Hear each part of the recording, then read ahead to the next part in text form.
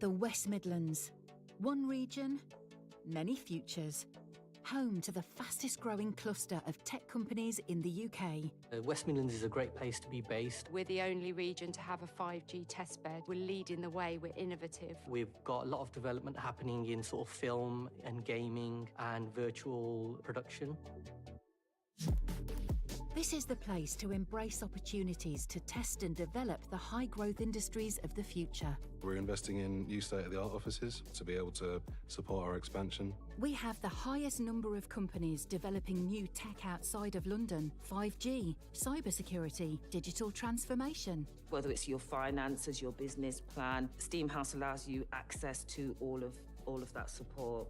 There is a particular focus on the creative digital industry. The West Midlands is home to 25% of the UK's game market output. Over 3,000 gaming development professionals with a bank of transferable skills. Leamington is one of the big hubs for games development in the UK. When we're recruiting, people see it as a really attractive place to come and live. Our central location and cost-effective real estate are a winning combination for businesses requiring a strategic hub location away from the costly capital. The workforce is highly skilled. 51.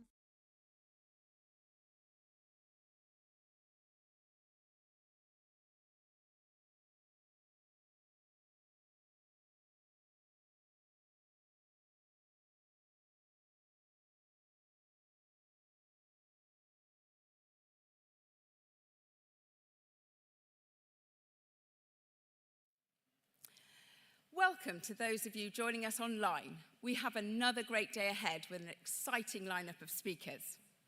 Today's plenary sessions will be live streamed to you, direct from us here at the ICC Birmingham. And these, along with other live stream content from yesterday's programme, will be available as on-demand content. These consist of both keynotes and panel sessions and will also be available to watch back on demand. In addition, we also have some specially selected content from some of our stream sessions. The full agenda can be found on the Cyber UK website.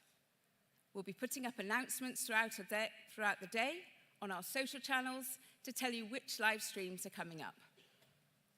We welcome your interaction with the sessions, so if you have comments, feedback, or want to reach out to others in the event community, please do so using the YouTube channel comments facility and connect with us on X or LinkedIn.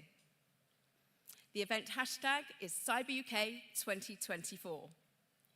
Now please, can I now ask you to ensure that your mobile devices are on silent as we're about to start. I hope you all have a productive and enjoyable day. Thank you.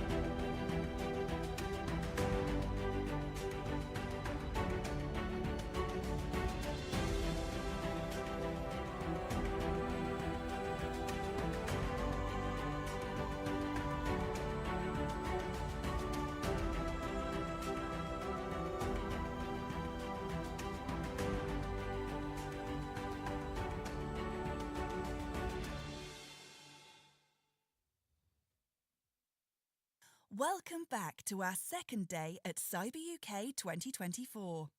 Please give a very warm welcome to the NCSC's Director of Communications, James Stewart.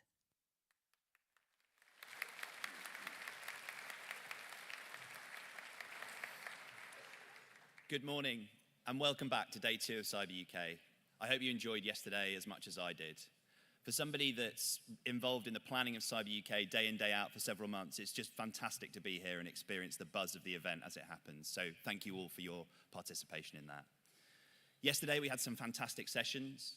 We heard from Anne-Keith Butler, the director of GCHQ.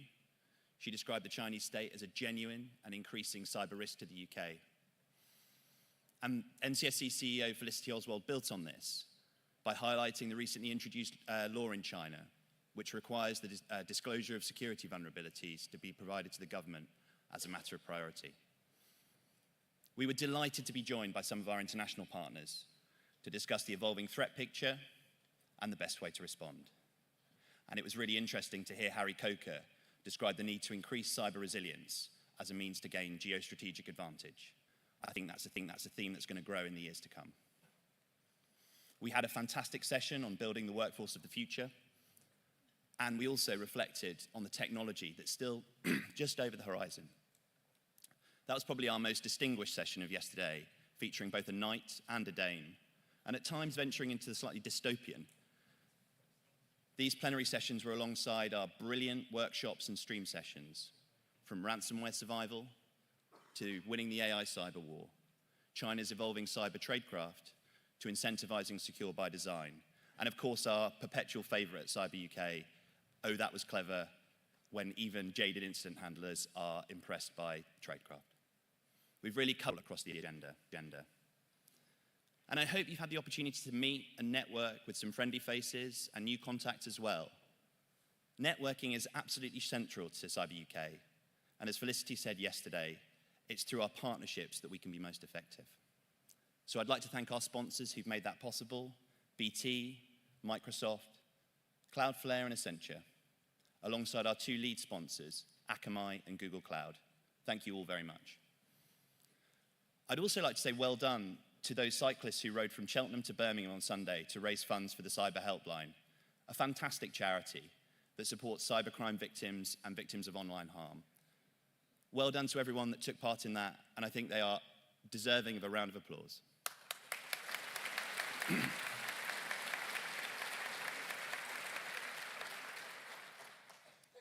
So we have a fantastic day ahead of us. We'll be discussing securing our critical sectors against ever-changing threat environment that we face, and how we manage cybersecurity in an increasingly contested world.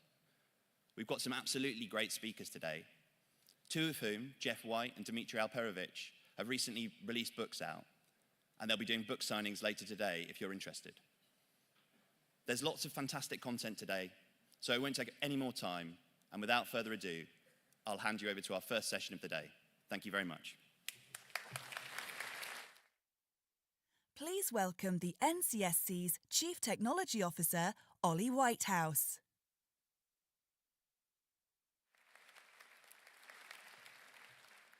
Okay, hey, good morning everyone. Great to see everyone here.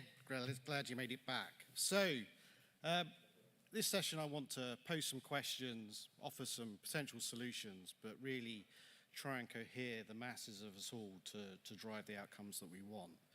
So from where I sit now, I see that there are 3 fundamental questions we need to ask ourselves, which is, what do we want to achieve with regards to cyber resilient technology within the next 10 years, and what does good look like?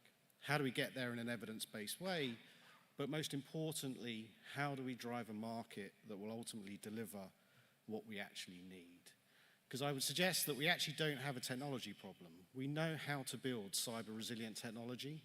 If you look at Cherry as a mechanism of addressing memory safety in legacy code bases through to Rust and similar, we know how to do it technically.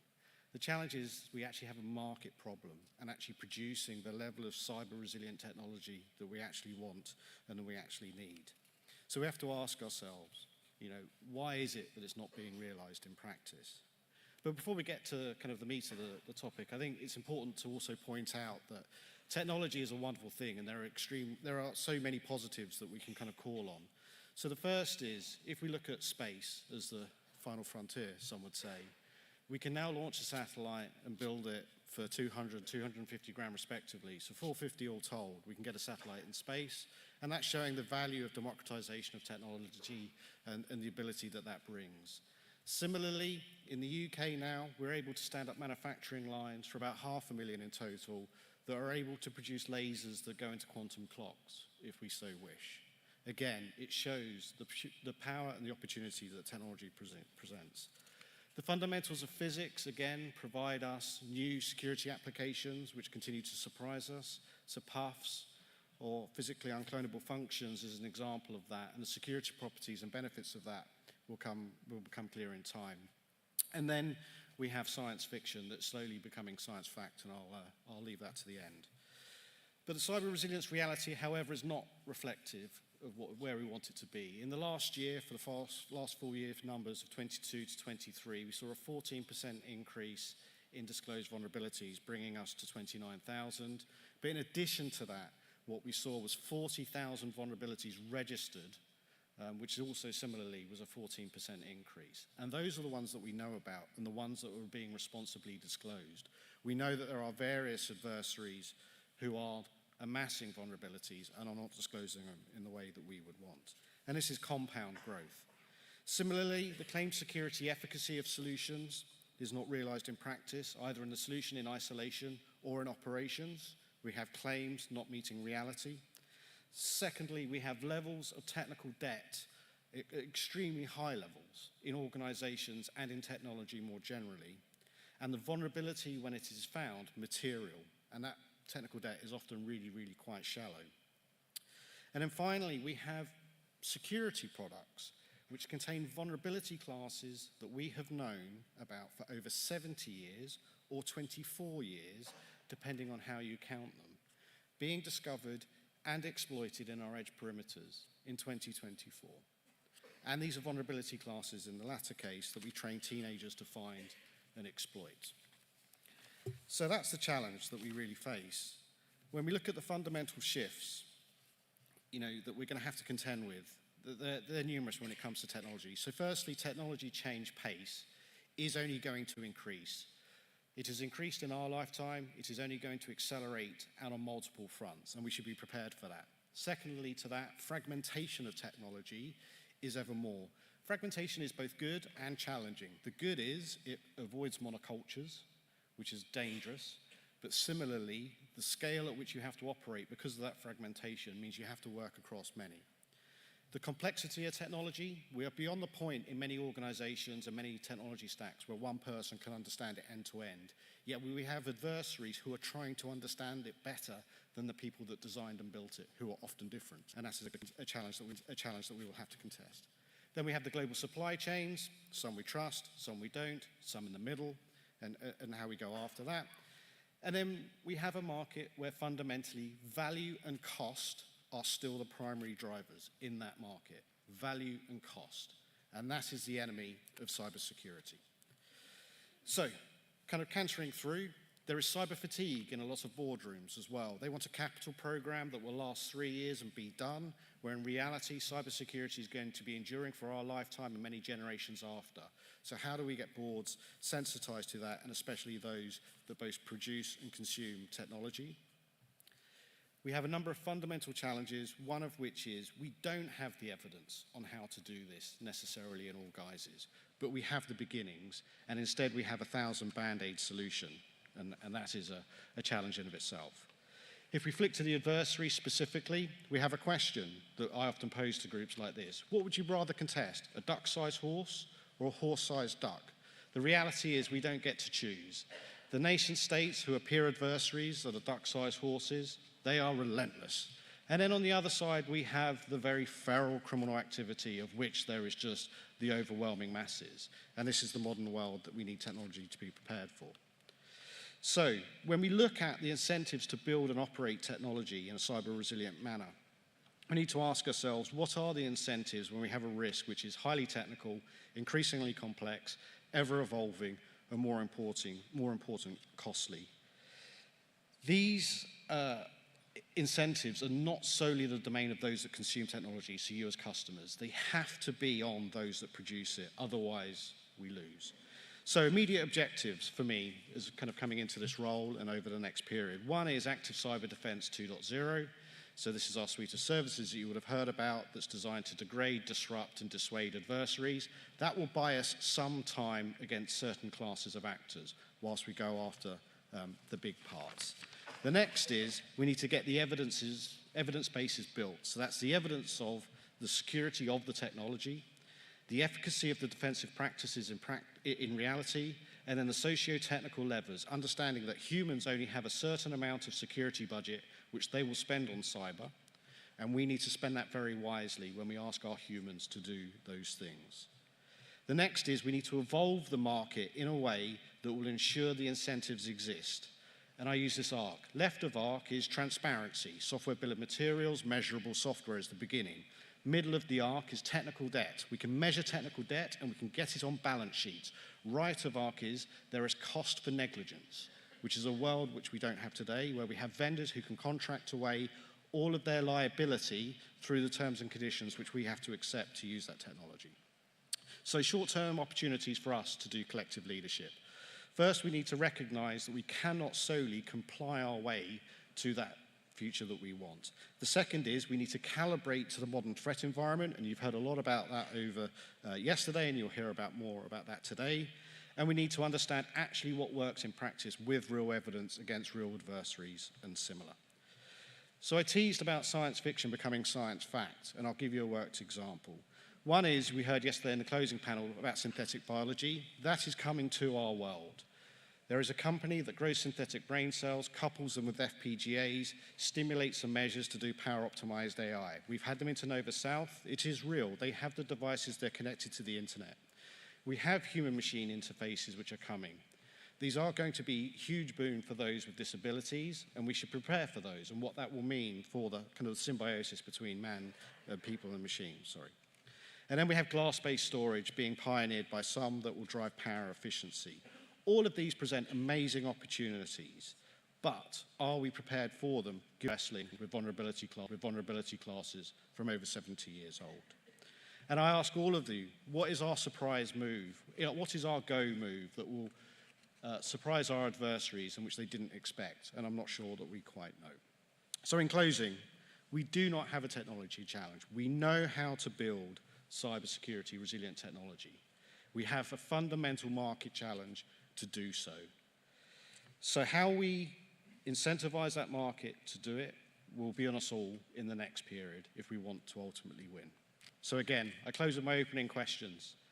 What do we want the future to be like in 10 years? How do we get there in an evidence-based way? And then ultimately, how do we drive the market incentives to achieve our aim? And if we achieve that, we win. And with that, I thank you and would like to welcome to the stage Minister Bhatti. Thank you very much and have a lovely day.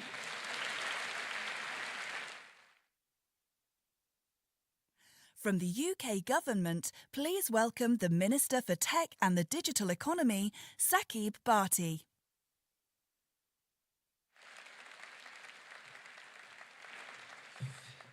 Good morning, hello, and thank you for coming here today. And can I first of all start by thanking the National Cyber Security Centre team who've worked so hard to put this event together, and everyone else who has helped them.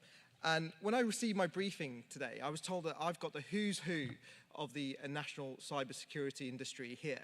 Although it did make me wonder if you're all here, who's taking care of our national cybersecurity?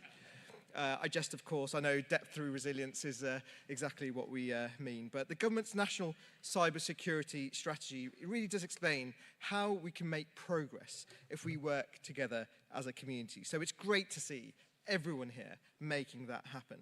It's also great to be back in Birmingham, and for those of you who may know, before I was elected, I was president of the Greater Birmingham Chambers of Commerce. So for me and my constituency is not too far from here. So this is very much a local gig. But I can tell you from first-hand experience that there are some fantastic cyber and tech firms in the area.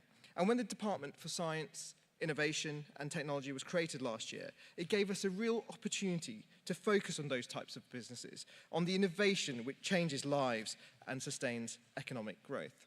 The department, or as we call it, DCIT, plays a key role in delivering national cyber strategy.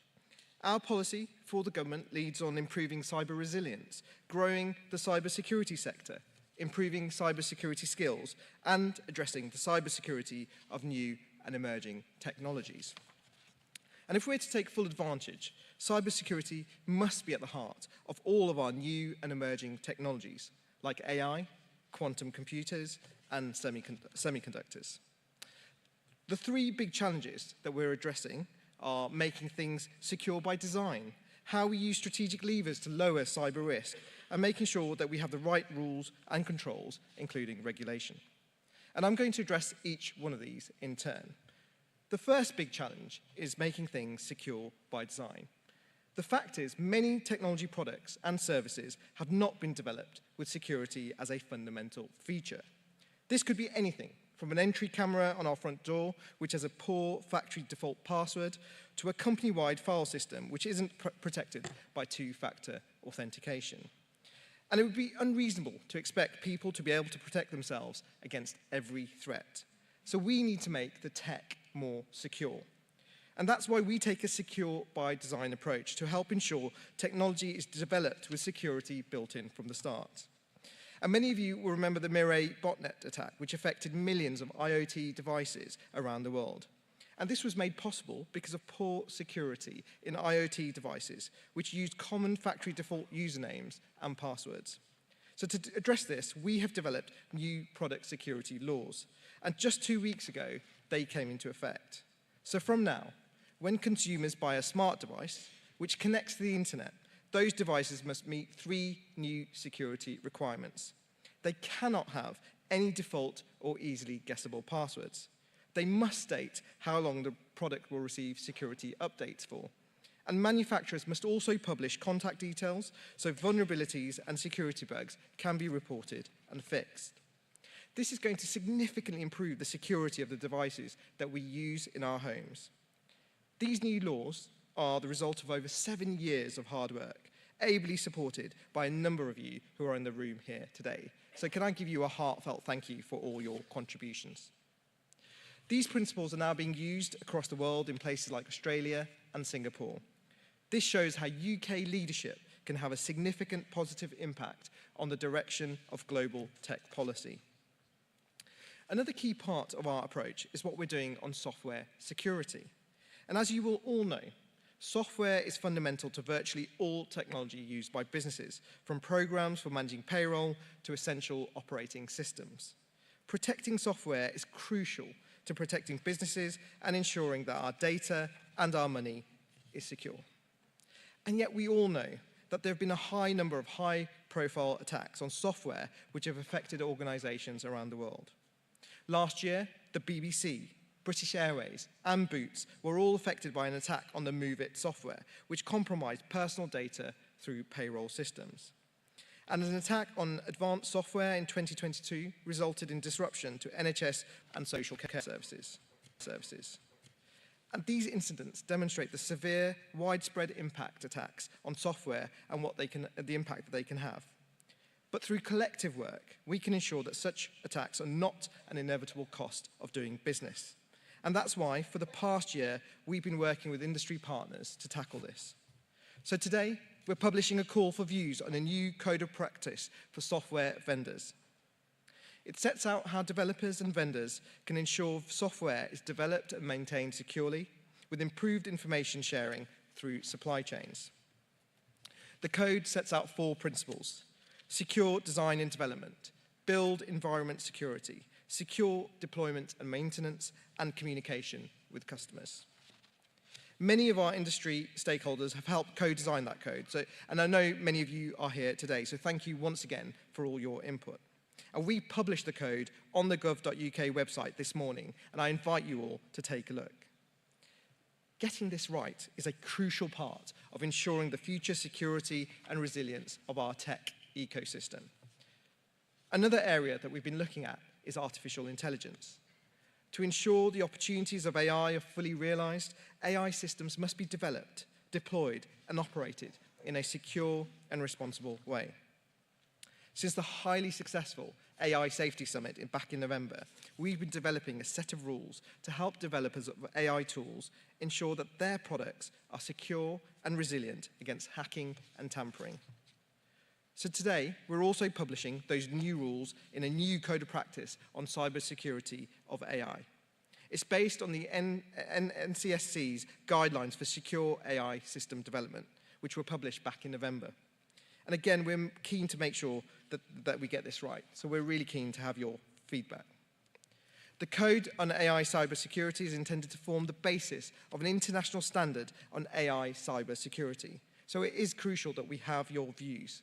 The two codes of practice that I've announced today are aligned and are designed to complement each other. And the second big challenge is how we use strategic levers to lower cyber risk. Our latest research has found that half of businesses suffered a cyber breach of attack in the past year. This is just simply not acceptable. The cyber threat remains significant from industrial levels of phishing emails through to the ever-increasing threat of ransomware. So we do need to find ways of reducing the risk. And one of those ways is through standards. Schemes like Cyber Essentials continue to have an impact on raising the baseline of good cyber security. And as I know was mentioned yesterday, new statistics from insurers show that organizations which have cyber essentials are 92% less likely to make a claim on their cyber insurance than those which don't have cyber essentials. So let me be unequivocally clear. Cyber essentials works. And we need to get many more businesses and organizations to adopt cyber essentials and prevent those basic attacks which are so prevalent. This will have a huge impact on the UK's overall level of cyber resilience. And then there's skills, one of the most important strategic levers the government is working on. And having more skilled people in the industry and across the wider economy is a fundamental part of our strategy. The UK must have a sustained supply of diverse and high-quality individuals in the cyber workforce. So we've been working with the UK Cyber Security Council to improve career pathways and professionalisation. At the moment, it can be difficult to define what good looks like in the cyber security profession. The UK Cyber Security Council has now developed professional titles so cyber security practitioners can demonstrate the skills that they have and prove their capability to employers. By having a common standard across the workforce, we will ensure that employers get the skilled staff that they need and that quality cyber professionals are in the jobs that are protecting our businesses and national security. It's very much in the same way that chartered professionals are commonly recognised in professions like engineering and accountancy. We expect cybersecurity practitioners who have been awarded professional titles to be acknowledged as the gold standard. Today, in partnership with the UK Cyber Security Council, regulators and members of Tech UK, I'm publishing a public statement on how these public and private sector organisations will begin to use professional titles. The government will strengthen its approach to cyber skills by embedding professionals and professional titles across the public sector workforce by 2025. Regulators of critical national infrastructure and members of Tech UK have also signalled their support for professional titles. So for more details, please read the statement that we've published today on gov.uk. Professional titles in cybersecurity will increasingly be used by government, regulators and industries, and these will become commonplace. We want employers to start considering how they will incorporate professional titles into their recruitment and development practices, so that they can recognise the skills and experience of their existing cyber specialists. So we look forward to working with industry on this. But the skills challenge isn't just about today's existing professionals. It's also about investing in the future and helping young people develop their skills. Most of you will be aware of Cyber First, the government's successful programme to help identify and develop talented young people and encourage them towards a cyber career. Since 2016, the programme has reached over 260,000 students in 2,500 schools across the UK. It has shown success in developing a high-calibre pipeline of talent for the cyber security sector. In particular, Cyber First is encouraging more students to take up computer science. So we want to scale up the Cyber First programme, and we want to expand its impact. Today, I'm announcing a call for views on the future direction of Cyber First. This includes seeking views on the creation of a new independent organisation to take over the delivery of Cyber First delivery and scale it up. Your views will matter. This is your opportunity to shape the future of the cyber security industry. Finally, I'm also pleased to announce today that the government will be launching a campaign to encourage entries to a new cyber skills competition later this year. The new cyber skills competition will be aimed at 18 to 25-year-olds and will be run by our partner, SANS. And we'll be saying more about this soon. The third big challenge is making sure that we have the right rules and controls, including regulation. We've already announced that we will update the NIST regulations as soon as parliamentary time allows. This includes bringing managed service providers into the scope of the regulations. And yesterday, the director of GCHQ spoke about the cyber threat from China. The wider cyber threat is also impacting the economy. And it's very clear that not everyone shares our values of liberty or respects our rule of law. These actors cannot be allowed to prevail. The measures I've outlined here and our wider approach will help address that economic threat and ensure that our economy remains secure, resilient, and prosperous. And working with industry, we will ensure together that we will keep Britain safe. Finally, I wanted to talk about the cybersecurity sector itself. None of what I've talked about today is possible without a rich, healthy, innovative ecosystem of cybersecurity firms in the UK. So we're publishing new figures this morning showing that the UK cybersecurity sector continues to grow and develop at an impressive rate. In the past year, the sector generated over £11.9 billion, up 13% on last year. You did that. The sector now employs over 60,000 people, an increase of 5% from last year, generating nearly 2,700 new jobs. You did that. This is a great set of results and testament to the hard work of everyone here. So thank you for all that you do. But we do want to go further. I know that my colleague Stephen McPartland, MP, has just completed a review which will deliver and detail how cybersecurity can be a further driver of economic growth. I know Stephen is here today, so I thank him for his work. And I'd also like to thank everyone here who provided evidence for the review. Since I started this job last year, I've become aware of the dedication and professionalism of the people in this room and across the country, and the efforts that you've all made to keep the nation safe. I'm immensely proud of all that you've done and what we can do when we work together as a community. And we in this government are unashamedly pro-innovation, pro-enterprise, and pro-safety. We will always champion you. Frankly, we need you. Britain needs you. Thank you so much and enjoy the rest of the conference.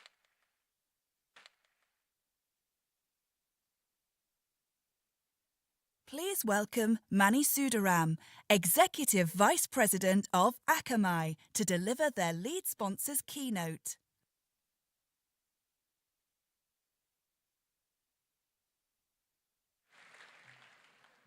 Good morning, everyone. Before I get started here, I wanted to just do a quick introduction to myself. So I'm Mani Sundaram. I'm the Executive Vice President and General Manager of Akamai Cybersecurity Group. You know, last night I was at an event where Ms. Schoaf talked about the contributions that Birmingham and the West Midlands contribute to the UK. And I want to talk a little bit about my connection to Birmingham. So my parents lived in Birmingham in the 50s. That was 70 years back. My father was one of the newly graduated mechanical engineers in the newly independent India. And he had an opportunity to do an apprenticeship here in Birmingham in one of the factories. And he loved it. And for him, you know, the question of why Birmingham was never there. It was the heart of the industrial world. It's funny because I called my mother up on Monday and I said, I want to let you know I'm in Birmingham. And she said, how is it there? I just remember it was always gray and cold. And I said, yeah, that hasn't changed much. It still is gray and cold here. But she had great memories of her life here. And I thought to myself, you know, it was an interesting time back in the 50s where you had to actually be a practitioner. You could do a degree in mechanical engineering, but you had to go out and practice. And so the 3 years that my father spent in the factory was incredibly valuable to him in his life as an executive later on.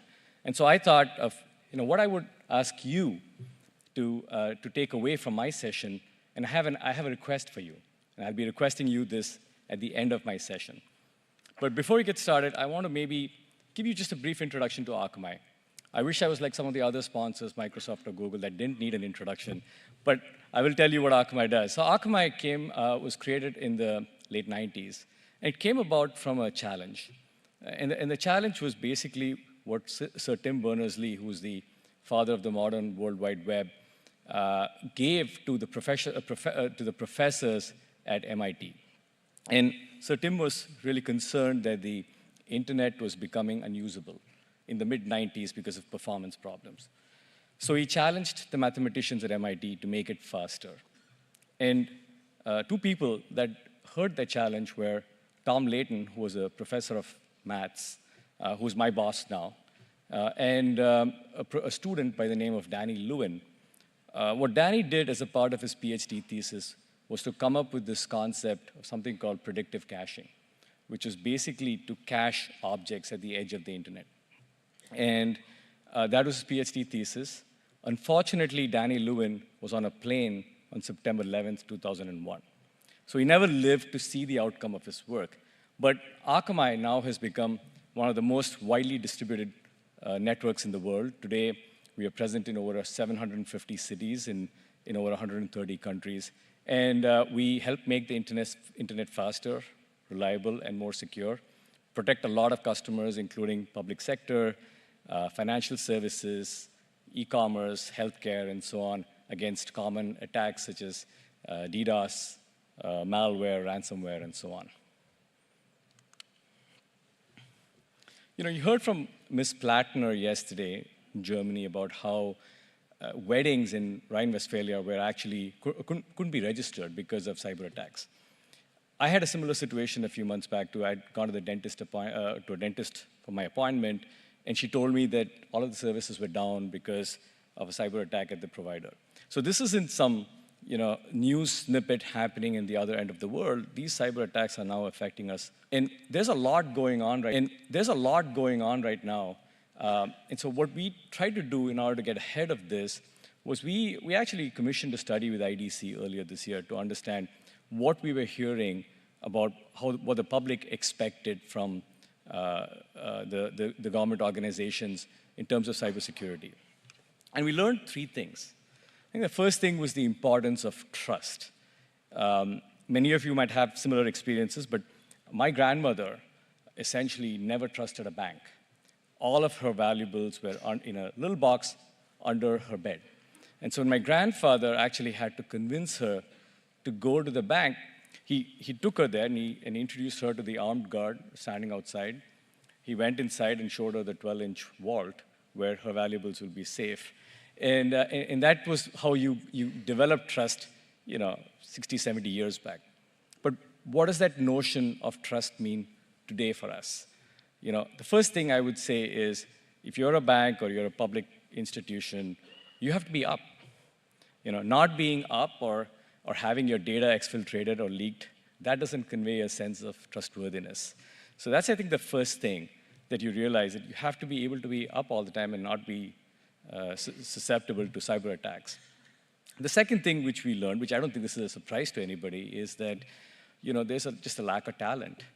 And one of the areas that I'm really optimistic here is about how generative AI could help us. Now, we introduced Gen AI in some of our products, and we found out that it was actually way easier to use. And many of the people who might not have otherwise used it now actually liked using it. And the third thing that we realized was around the importance of how zero trust is becoming so important in organizations' journeys. And I think here we need to take a page out of the shipbuilding industry. And what the shipbuilding industry did many years back when they started building ships, when they realized this, was that a ship is built as various compartments. And knowing that at any point in time, any compartment could be breached. and when a ship hits a rock or whatever. And during a breach, you only have that one compartment filled with water. So it doesn't take the whole ship down. It is isolating that breach to a particular compartment. And I think we see that going forward, that instead of having flat open networks, we are seeing our customers develop micro segments of their networks. Because it's not a question of if you're going to be breached, it's a question of when. And in the process of going through that, essentially you want to make sure that your breach is restricted.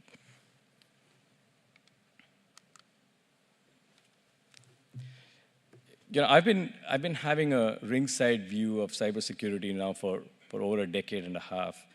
And one of the things I did not expect to see is the resurgence of DDoS. And we're now in a state of war.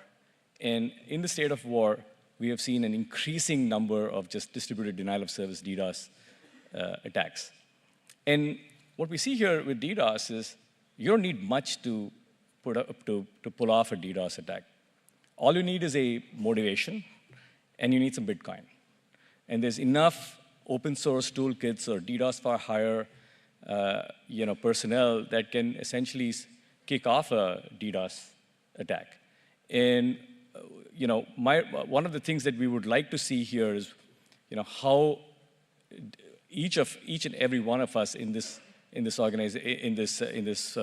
conference can look at not just their site, but also their DNS. Because in a lot of instances, it's not just the site that's vulnerable, but also your DNS server. If people cannot get to your site, then your site is as good as pretty much down. We've been incredibly fortunate to be able to protect Ukraine against Russia. When the war started a couple of years back, we had a lot of conversations with the Ukrainian government. And we're really happy that we've had the ability to protect the office of the president of the Ukraine and other institutions there to keep them up and alive.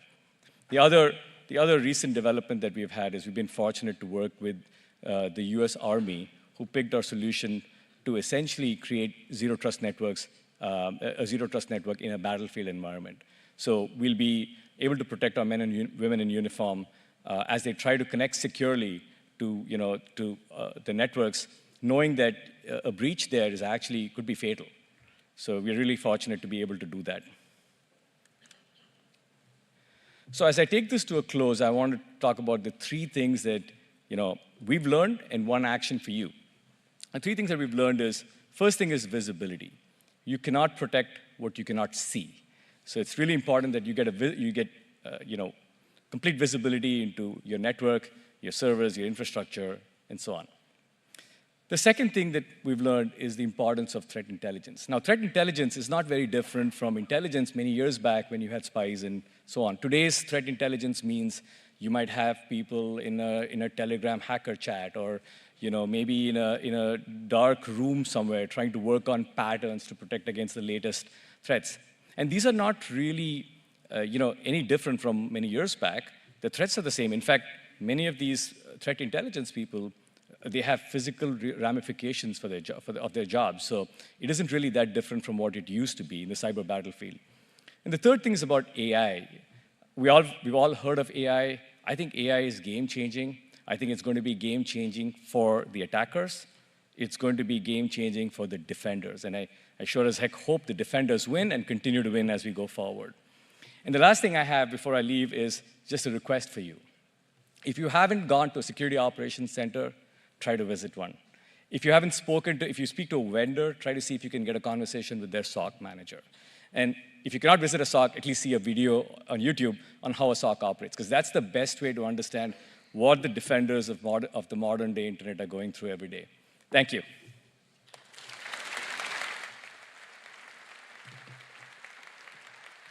Please welcome Deputy Director for Incident Management, Eleanor Fairford.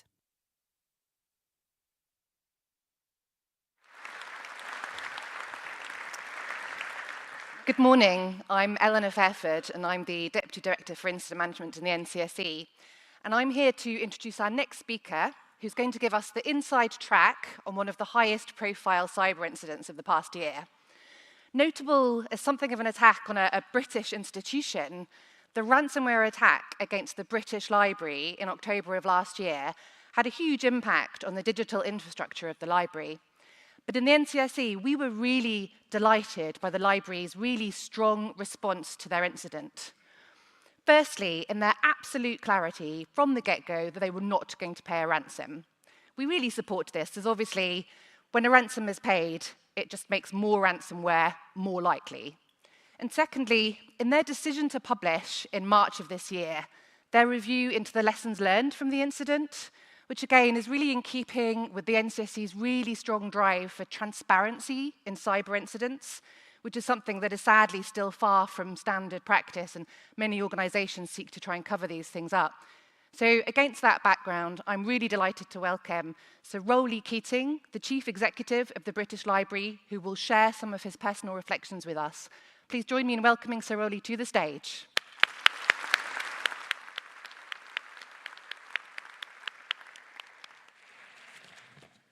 Thank you very much indeed. Thank you, Eleanor, for that very, very kind introduction. It's lovely to be here. Thank you for having me. It's a pleasure. It's also just a little bit intimidating to be talking about anything to do with cyber in a room literally packed to the rafters with some of the greatest leaders of cybersecurity in the UK and the world. However, I shall hold my nerve. What I do is run a library. But I guess it is not just any library. It is the National Library of the United Kingdom. The BL, as we know it, for those of you who don't know, was founded just over half a century ago, but its roots are much older than that. Of course, we have heritage collections dating back to the British Museum and before that, and it was a conglomeration of many, many different organizations, catalogues, collections, institutions, which is part of the story we're here to tell. We're based in London and Yorkshire, our main sites, about 1,500 staff. We are, for those of you who don't know, predominantly public funded. We're an arm's length body of DCMS. And in our storage vaults in London and Boston Spa, north of Leeds, we hold about 170 million physical items, and our servers contain about 2.9 petabytes of digital national collection material. And we proudly say that our mission is to make our intellectual heritage accessible to everyone. We are all about openness, sharing. But of course, we're also have as one of our key purposes custodianship and security, keeping things safe, preserving them forever.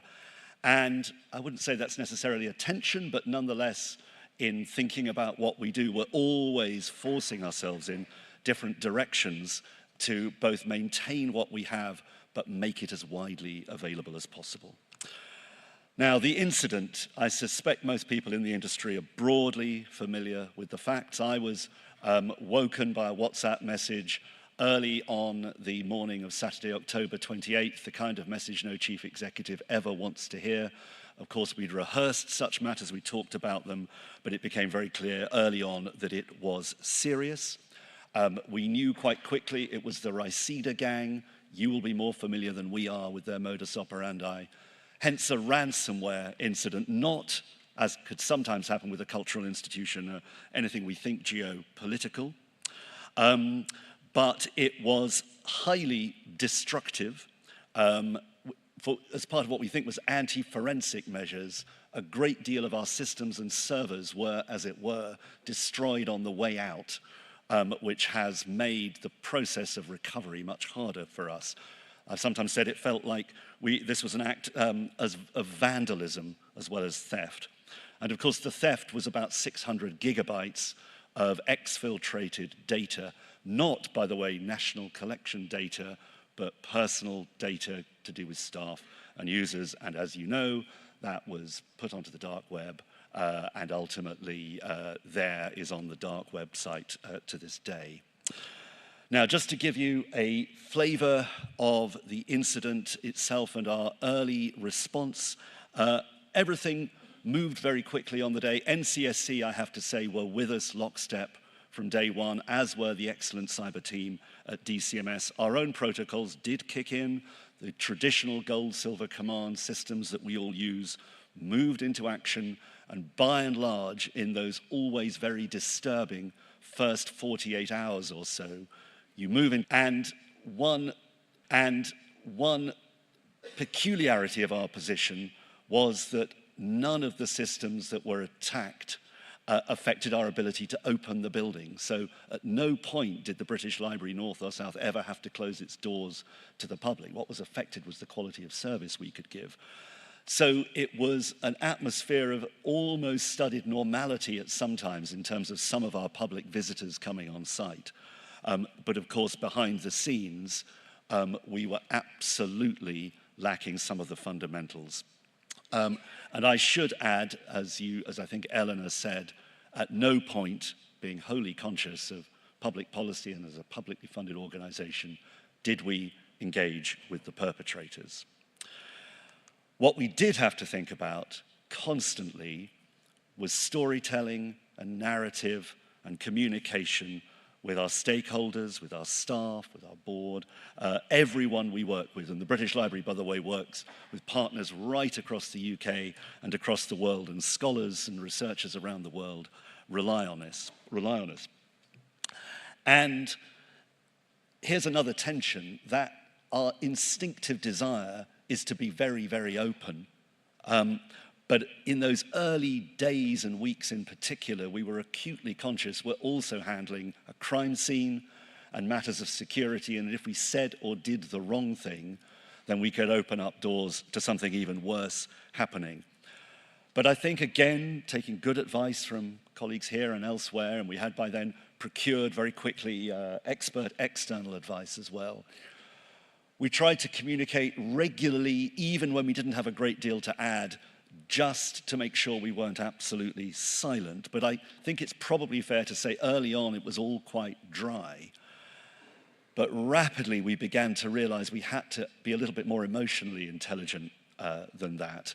We were having very strong feelings of frustration, anger, anxiety, and those feelings were shared by our staff, whose data had been lost, our users, whose data had been taken away and published. So gradually we increased our focus on well-being, paying attention to how people were feeling, with staff more and more face-to-face sessions, even when, to be honest, we didn't have the answers. Acknowledging uncertainty in a situation like this is something we had to get used to. And there was a personal element to that. As chief executive in a situation like this, organizations need to have a human voice, they need to have a voice. And so gradually there was more from me in terms of blogs, selected media, and yes, being open, although this felt like a dreadful attack on knowledge, also being apologetic and correctly saying sorry to those whose data we had lost control of. Now, of course, we are on a journey to recovery. It's an ongoing journey. To begin with, a lot of improvisation, short-term workarounds. By January, we had a searchable version of our crucial online catalogue back online, and many, many other elements thanks to the resourcefulness of our staff, who have been superb, I should say, at every minute of this, and their resilience.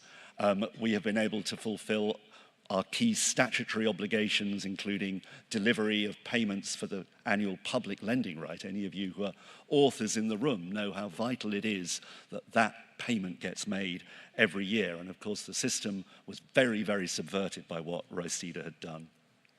And that was an example of the tough prioritization we had to make, and I think any organization has to make, when you're building your recovery after a pretty fundamental incident like this.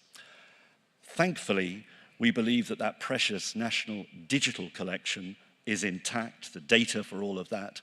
So full restoration is only a matter of time, but it will take time. And although there is an atmosphere of relative normality, if you come to the BL, we're thriving in all sorts of ways, but behind the scenes, there is a much longer journey of full technical rebuild.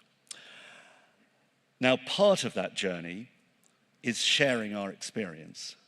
And I said before, we're a knowledge-advancing organization.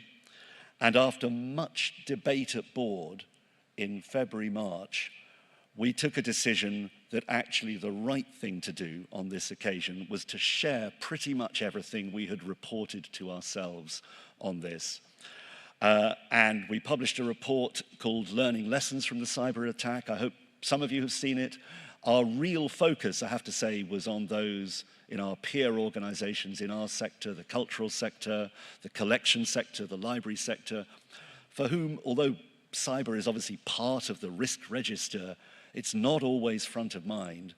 And we felt that by sharing information where we did err on the side of openness and candor, and I'll be the first to say that not everything, as we put in there, makes comfortable reading for ourselves, but I think that's probably common feeling for anyone going through an experience like this.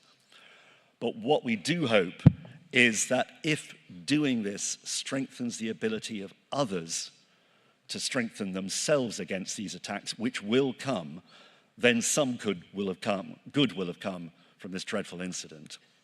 And the lessons are there. If you've read the paper, there are many of them. They are for us to learn, but perhaps some may have relevance for others. Themes to do with the management and retirement of legacy systems, the necessity of ubiquitous MFA, planning for the worst. We'd rehearsed a lot, but I don't think we had rehearsed a complete attack of this scale, focusing on recovery as much as security, simply because there is an acknowledgement the attack will come, and taking a holistic review of risk. We had probably identified where the risks were, but making sure that you look at them in the round. The strategy we published last year, and which, by the way, has stood us in good stead because some of the investments we made are now kicking in, but we called it Knowledge Matters. And honestly, knowledge really does matter, particularly at times of crisis, because those are when it really counts most to share knowledge as honestly and openly as we can.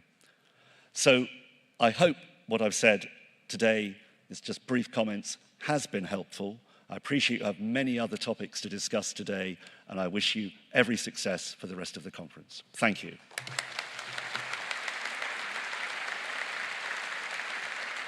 Please welcome our plenary panel from around the world to discuss securing critical sectors in a changing threat environment. Chaired by the NCSC's Director for National Resilience and Future Technology, Jonathan Ellison, OBE.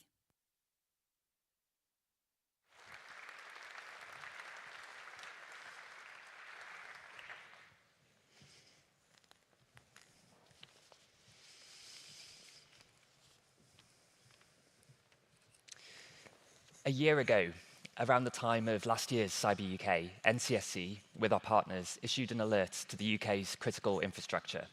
We warned of an emerging threat from state-aligned groups with the intent to cause both destruction and disruptive effect.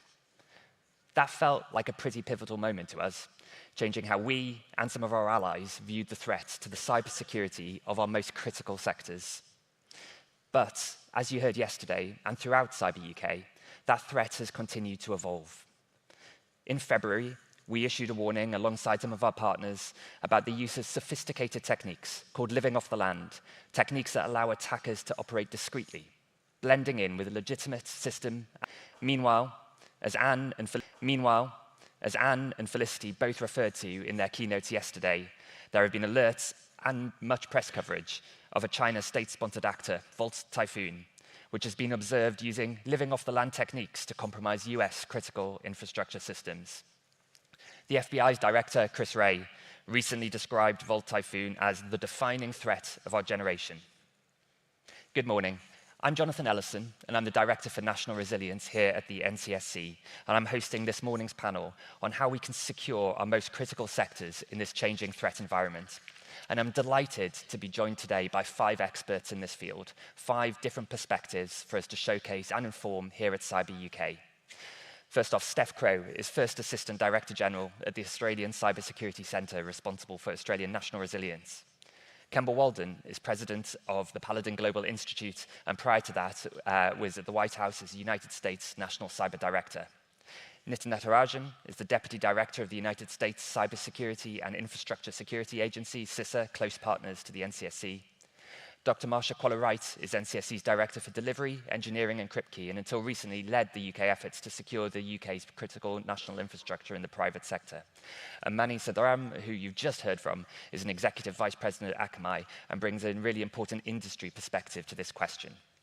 So over the next half hour or so, I'm going to ask the panelists to first help illuminate how the threat has evolved over the year, but then I really want us to focus on how do we actually secure those most critical sectors? What steps have we taken, can we take, do we need to take in order to strengthen resilience given the threat context? So Marsha, perhaps I can start with you. How has the risk to these sectors evolved over the course of the year? So I'm going to talk about two things that I think contribute to the evolution here.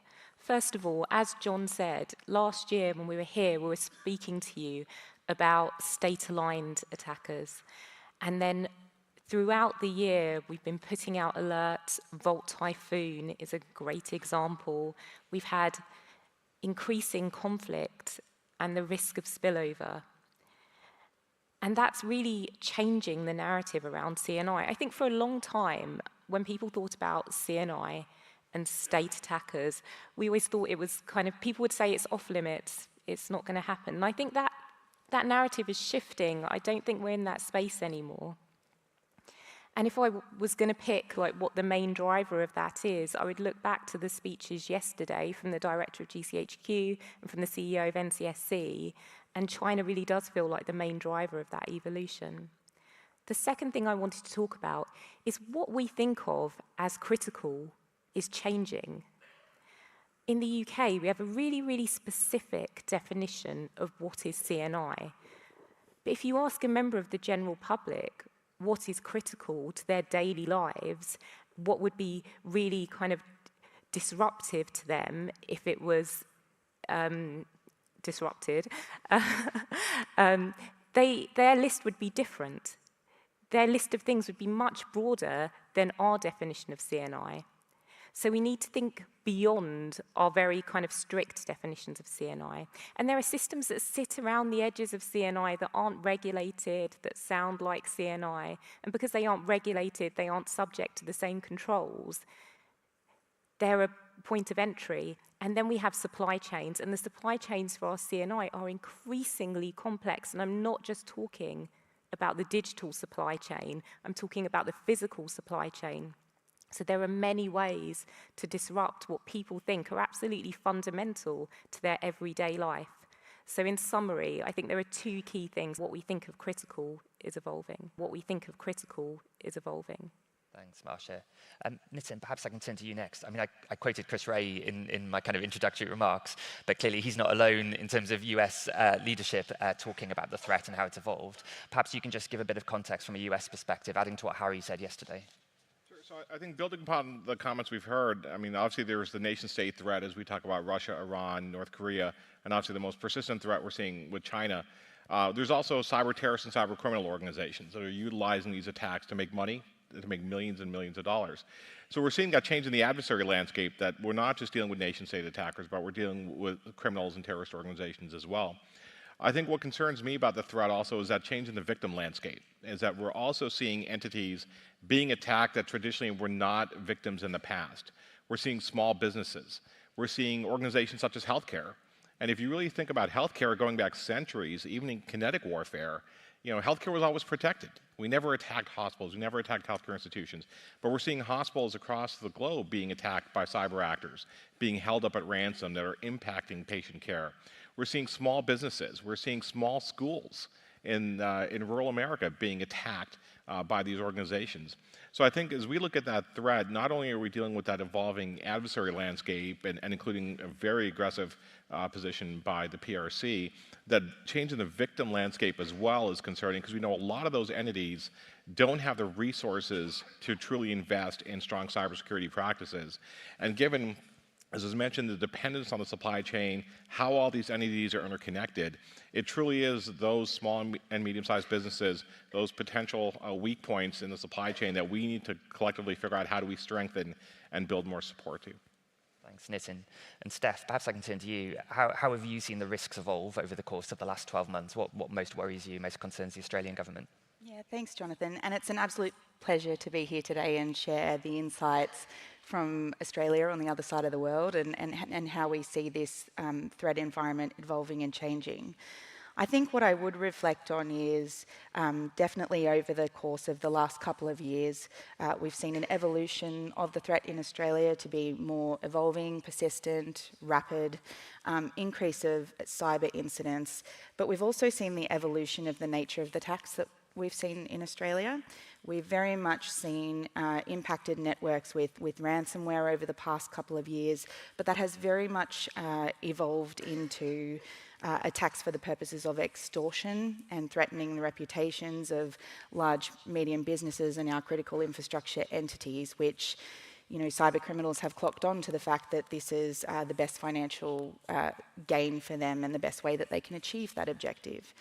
And I think we've just come out of a time in Australia where we've had our two biggest significant data breach incidents where that became really personal for Australians.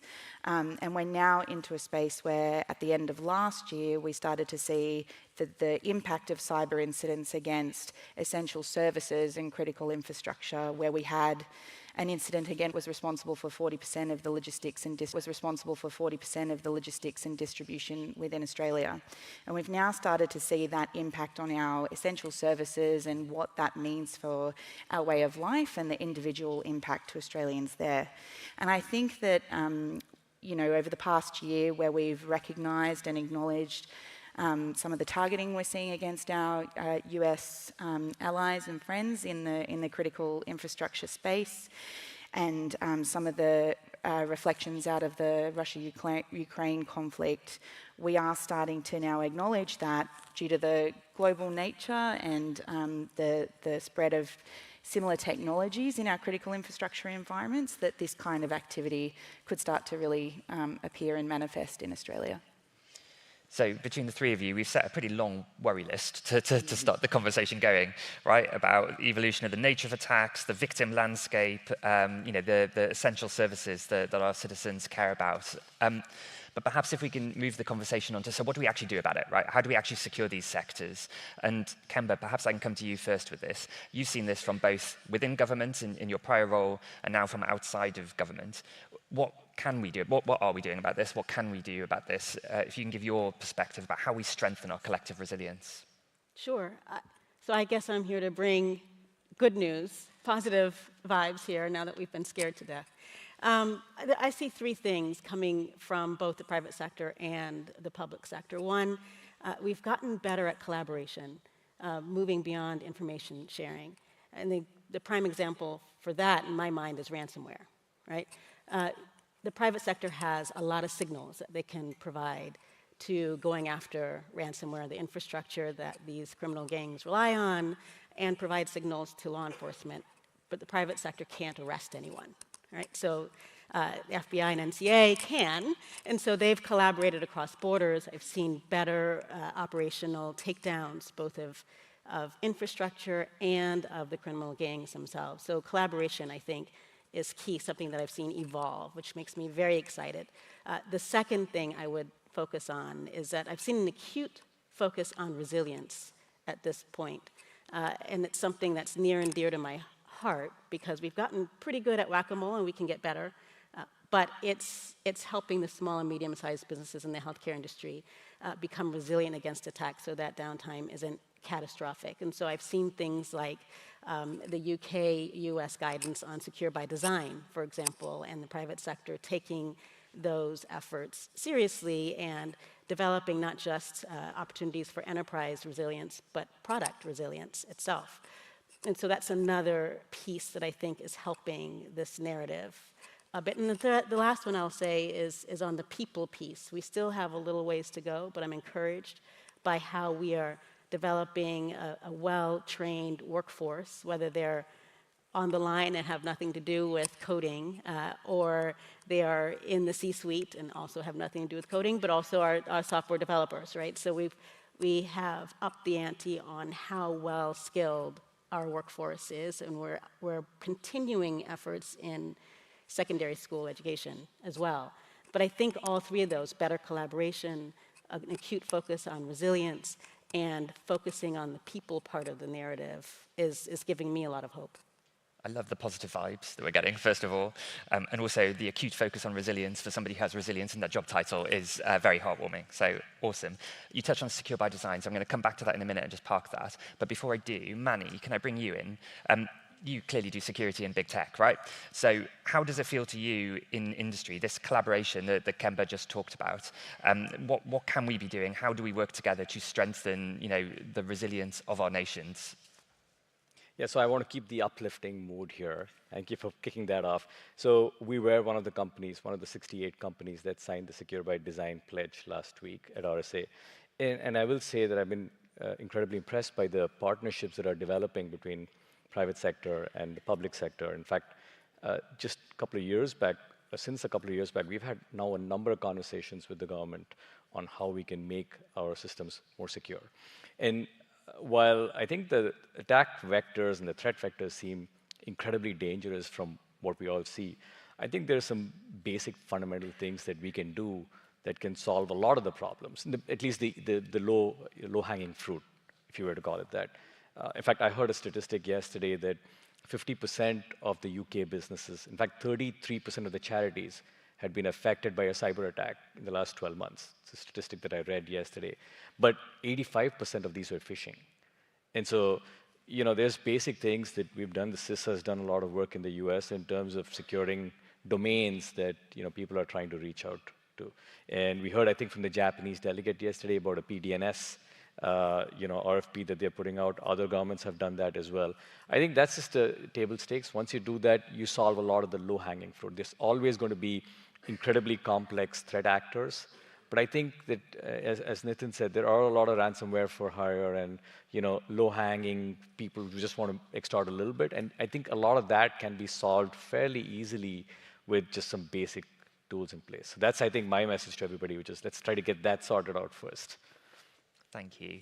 And you and Kemba, just before you talking about secure by design, so I absolutely have to bring you in, Nitin, at this point, and say, so industry, government collaboration, huge focus for CISA. We've heard a lot about it in the last few weeks. Do you want to just talk a bit about how that feels to you and the kind of what the future holds?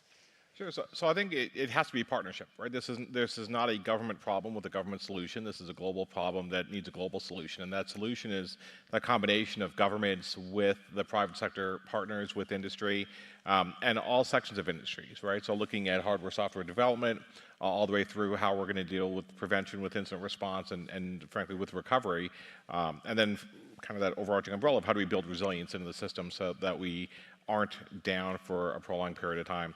I think all too often for many years, the relationship between government and industry was an analogy I use. I haven't found a better one yet. So has been tennis. Government would lob something over the fence. We would hope industry would give us feedback. They'd lob it back over the fence. I think what we are starting to do now is more synchronized swimming. We're in the pool together. We're dancing, I think. We're in that pool together, and we're in that pool together, and we're able to truly have those honest discussions and dialogues. We're able to talk about threat vulnerability. We're able to talk about true solutions, where technology is going, what we are capable of doing. And I think as we look at secure by design, just as a continuation of that, of how are we able to really build security in upfront, how are we able to make sure that items are secure by default, that we're going to market at the appropriate time when security is ready, not going to market as soon as possible. How do we look at minimum viable product to be secure as well? So I think the getting industry on board, and again, we have a lot of support. We're up to about 94 companies that have signed on as of yesterday to really continue to push for products to be more secure coming out of the gate that will build more of that foundational security into the system that we need. Industry, government, swimming, dancing is going to be an image that now continues to fester for the rest of Cyber UK. But thank you. I mean, that's really useful and insightful. I think if I can come back to Steph, to you, what are the long-term actions that the government and industry need to take working together to secure the most critical sectors of our economy? Yeah, thanks, Jonathan. I would echo all of those comments about secure by design being one of those long-term efforts we need to focus on, in the sense of building secure systems from the beginning, but also securing them by default. I think when we reflect about a lot of the challenges in critical infrastructure networks, they're proliferated with legacy ICT that has been around for many years and were originally built and designed never to be connected to the internet. And I think that if we're truly going to get after the challenge of building secure systems that are more resilient from the threat, secure by design, working in partnership with industry to ensure that vendors, manufacturers and government are all working together to ensure those conditions in place is absolutely critical. And at the Australian Signals Directorate last week with some of our international partners, we released an advisory on choosing secure and verifiable technologies, which we published on the 9th of May on our website at cyber.gov.au. And that's one of the really critical things we need to focus on. I will make one point though. I think when we think about resilience, and that's one of our sort of long-term actions we absolutely need to work towards, we need to think about resilience now as well. And a big focus for us at ASD is around how do we ensure entities are prepared and are able to fight through and respond to incidents that are affecting them now. And I think that's a really important part of resilience, if I could have everyone take one message away today, is actually around how do we help and support entities through that recovery and response effort and being able to bounce back quickly for our essential services. Because I do think that we're in a geopolitical threat environment where the threats are going to keep coming. Our adversaries are going to continue evolving to be as quick as us to respond. And that's going to be really critical in terms of the resilience piece. Thanks, Steph. I think, Marsha, it'd be good just to, like, the UK version of that, UK perspective of that, because I think you're a big proponent of a lot of what Steph has just talked about, that I hear you talking about, but do you want to kind of add the UK perspective? Yeah, I just really want to support what Steph has said. I think often when I hear people talking about resilience, what they're actually talking about is security. But security is just one part of resilience. We need to think really holistically about resilience. Resilience is prevention, response, and recovery. And everyone always forgets about recovery because it's not the sexy bit, but it's really important. And you heard Sir Roly talking just now, which is actually perfect, about what you do when something happens, how important it is to have a good plan, how are you going to look after your people, how are you going to communicate about it, how are you going to keep the show on the road, how are you going to keep the doors of the British Library open. That is fundamentally important because you cannot prevent everything from happening, but you can manage how you respond and get the lights back on quicker. And that's really, really vital. And I think we need to make sure that when people are saying resilience, that they are understanding that it's the whole spectrum. We need to think about it really holistically. Thank you. A theme that's coming out from all of you is about collaboration, right, and how we partner to do these things. Out in RSA last week, one of my absolute highlights was a roundtable that we did with CISA around the role of the investors community, in particular in the context of secure by design. And so, Kemba, I wonder if I can bring you in here about what is the role of investors and the investor community in building our collective resilience? Sure, absolutely. So at Paladin, we had this notion that the VCs have a platform now to be able to affect not just how we respond, but how we shift the cybersecurity risk responsibility upstream so that it's off of consumers and onto producers, and how we also invest in resilience and not just in the narrow parochial way that we might be talking about, but in technology, people, and doctrine institutions. But one of the things that we thought to do was to develop a community of trusted capital. What does that mean?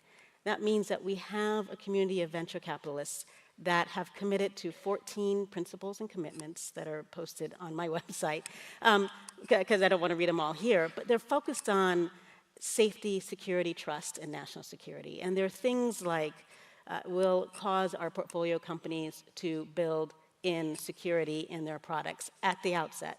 Why? Because when those companies, when the VCs exit and those companies are taken on by larger enterprises, all of the security protocols are taken along with them too. So we can leverage what the VCs are doing at early stage product development in order to make sure that there is secure by design, for example. We have committed to better due diligence so that countries of concern aren't necessarily investing in our most essential services unknowingly or unwittingly. We've committed to things like not investing in companies that are designing products specifically to degrade critical infrastructure. This is a global effort. And so we had that conversation back at RSA to really figure out how to make sure that we are having principles and commitments by the VC community, by the investor community, that are aligned with what the government is doing and is expecting of us to do. We would love to wait for the government to take action and move first. But we all realize that the adversary is not waiting. And so we thought we should start this process in a voluntary way as soon as possible. But can I just add a couple of things to the resilience conversation that we're having? One of the other pieces that we've been talking around but haven't really landed on is buying down technical debt. I think that's a significant part of the story at the very outset, and that's what's affecting hospital systems, that's what's affecting small and medium businesses, that's what's affecting our educational institutions from my perspective. We also, I think Stephanie mentioned supply chain security. I'm seeing a better focus on supply chain security. I know that Director Coker published in his posture report to the President that is one of the critical pieces that's missing that we need to focus on quite a bit. But I think all across the board, we're moving in the right direction in order to be able to build resilience. You talked a bit about what you need from government. Manny, perhaps I can bring you in on that from the industry perspective. What do you need from government? What do you want from government in terms of from where you're sat in the technology sector? What are you not seeing from us that you would like from this esteemed government panel? I think it's a good question. I think a lot more clarity sometimes helps in terms of what the government expects from the private sector, and vice versa. It's not just a one-way street. So I think clearer expectations, I think, are going to help us. And I think, we talked a little bit behind the stage about things like memory-safe languages and how do we evolve to that. And I think, one of the things I was telling is there's a lot of technical debt. There's a lot of legacy languages that have been in use. Sometimes, I heard this recently that when you book an air ticket, you might be going through a mainframe sometimes, right? So these are systems that have been existing since the 90s, early 2000s in COBOL, C, C++, other languages. We do need to evolve to more memory-safe languages, other technologies that are safer. That will take time. If there's ways in which the industry and the government can collaborate to make those transitions faster, I think that'll be helpful for all of us. But I think just having that clear dialogue, having the clear expectations about what the public sector is expecting from the private sector, I think would be a good place to start. Thank you. I mean, so moving to this final stage of the conversation, I think the question that comes back to me is still, are we going far enough and are we going fast enough? So all of the stuff we've talked about are good things that we absolutely should be doing to secure our most critical sectors. But given what we've heard over the course of this conference and before it about the trajectory of the threat and how it's really evolved over the year, are we moving far enough? Are we moving fast enough? And Steph, maybe I can come to you first. $10 billion over 10 years, Red Spice, with a strong focus on Australia's resilience. Will that get you far enough? Will it get you there fast enough? What else should we be doing?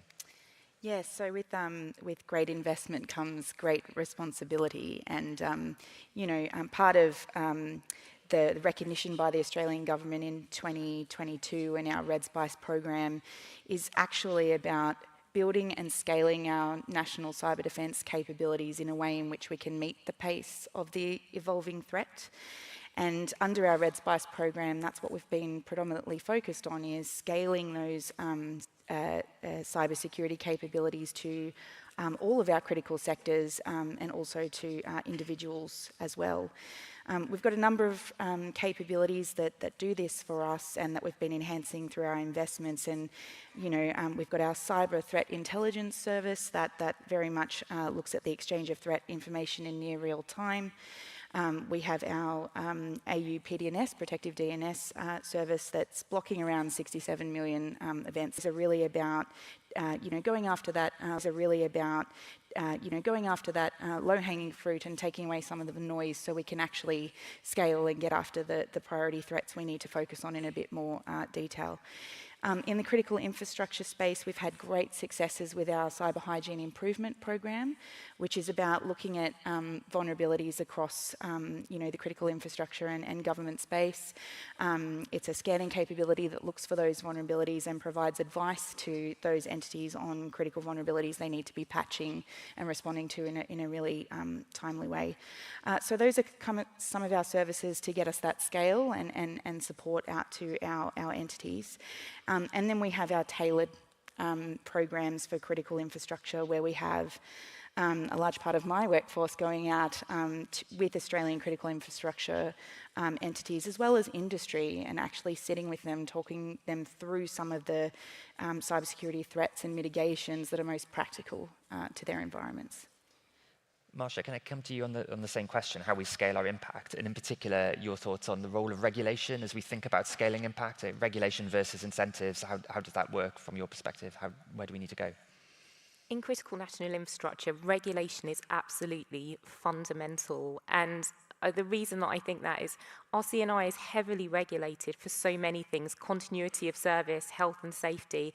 It also has to be regulated for cyber. To not be regulated for cyber in itself sends a message that cyber isn't important. Our regulation we're on a regulatory journey. It takes time, it takes continued investment in the regulators working in partnership with industry. And we need to continue to double down on that. Most of our regulation is designed with continuity of service in mind. That's important. But if we think back to the start of the conversation and the shift in the nation-state threat, we need to think about our regulation with national security in mind. And we've now got the Telecom Security Act, which does exactly that. So it's going to be really important to learn the lessons from how we're implementing that. And that was designed with industry, so that comes back to that partnerships point, which is really important. The other thing about regulation that I think we need to do more of is use regulatory data. Our regulators have huge data on how our CNI is doing. We need to use that to identify where we need to step in. Where are people struggling? Where can we help them? Where are people doing really well? So actually we can kind of take our foot off the pedal on that bit and really invest in that and use that data and be really smart about how we're using that regulatory data, because we need to go faster. So we're going to have to be really smart about how we do it. Thank you. I'm just very conscious, globally, there are obviously very different attitudes to regulation, whether it's Britain, in Europe, or in America. Nitin, can I maybe bring you in at this point and just ask about the role of regulation and incentives and the balance in the kind of US approach to building resilience at scale? So I think it's a combination. I think, we've seen some sectors that are highly regulated. We see elements of some certain sectors that are heavily regulated that are able to set some of those foundational cybersecurity baselines that we want to see. I think there are areas where we need to look at regulatory action to look at in the US right now, obviously we're looking at incident reporting and how we gain more awareness of what's happening. I think there are incentive options we need to consider as well. We need to look at the spectrum, and as you look at for us, 16 critical infrastructure sectors, right? The difference between, healthcare and food and agriculture and the IT communications and food is very different. So really making sure we have the right solutions. I think, but as we talk about long-term scalability and we talk about long-term implementation, we often talk about resources and investment. And I definitely think that's a huge part of it. But I'd offer we need to take a step back and really make sure that we understand the necessary. We understand at least what we're seeing now, obviously. We understand at least what we're seeing now, obviously, with Volt Typhoon, is pre-positioning on our nation's critical infrastructure with no intelligence value, truly with the intent of disrupting, sowing discord across the nation and impacting the lives of day-to-day Americans. I think that discussion, though, when we talk about threat and risk in most organizations, is often amongst the CISOs. And what I would offer is that I look at risk as a three-legged stool. We spend a lot of time on risk identification, a lot of time on risk mitigation. We forget the third leg of the stool, risk acceptance. The risk acceptor in our organizations is not the CISO. The risk acceptance in our organizations are often CEOs, boards of directors, senior elected officials. So we need to shift some of this dialogue as we talk about the need to invest, the need to build resilience into our systems, away from just being something our CISOs are dealing with or something our IT staff is dealing with, to elevate that conversation to really look at this as an enterprise risk issue and then an enterprise investment decision that is made on how we increase that resilience, and then looking at what are the levers and tools that we need to do that. So it really is, there's no single solution to this, and I offer that it's not a light switch, it really is a bank of dimmer switches, and we need to make sure that we're moving each of those dimmer switches in the vertical position each day by making sure we're using the right tools in the right sectors. Every time you talk, there's different images settle in my brain that will continue to persist. I'd like to record that and send that to my board. Absolutely. I mean, we're drawing to the end of this panel, and it either has the potential to completely terrify you where we started the conversation, or to get really the positive vibes going, Kemba, as you mentioned just before. Rather than asking you what is it that keeps you awake at night, what is it that helps you sleep at night, given what you know, what is the thing that most reassures you? So let's trying to end all of this on a very positive note. And perhaps, Steph, I'll come to you first and work our way through the panel. Sure. I think that, I'm glad you asked that question, because what keeps me awake at night, I think everyone can relate to that in cybersecurity. We're awake a lot. I guess in terms of, positive thinking, I think we've actually come a long way in being able to, build on our international partnerships and the collaborative way in which we're dealing with some of the major threats targeting our critical sectors. In Australia, for example, for the first time recently, we've issued our first 2 cyber sanctions against Russian criminals that have conducted activities against some of the sensitive systems in our environment. And I think that, if we reflect on how that was actually able to occur, there was a significant amount of work in the Australian Signals Directorate, but we worked really closely with our counterpart agencies across the world to investigate leads. We had our law enforcement involved, but importantly, we had industry come to the table to help us with this investigation, to be able to provide that advice and get that outcome. So actually, we're doing some really good work in our partnerships and our engagement with industry. We need to remember, though, I think a lot of the narrative publicly, certainly in Australia, is where we've failed and where we've had cyber incidents. And I would actually argue we probably need to celebrate our successes a bit more.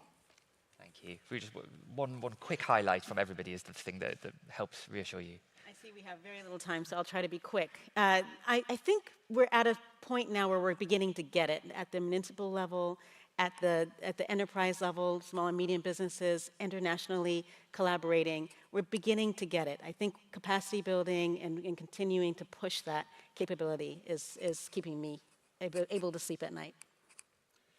I often it's the public-private partnerships, it's government globally, along with industry really, again, working together. But I think it's also the fact that we are no longer selling the need for cybersecurity that we were 10 years ago. We've elevated the discussion to be about how do we collectively tackle this. And that partnership is really what lets me sleep at night. Mine is people. I work with people every day who really care about protecting people's lives and livelihoods. And when I say I work with people, it's not just people in NCSC and GCHQ, it's people in CNI, people in regulators who really care. And if we're all working together with that level of kind of enthusiasm, I think we can solve anything, really. Yeah, I just have to say, I sleep like a baby every night. That's code for basically waking up every 3 hours and crying. But I'd say that I think what could go, I think I'm just going to say that these kinds of discussions are, I think, the first good step. So I'm happy to say that I'm hoping to sleep better. Thank you. And that concludes today's panel discussion. And what a brilliant discussion it's been. A round of applause for the panel.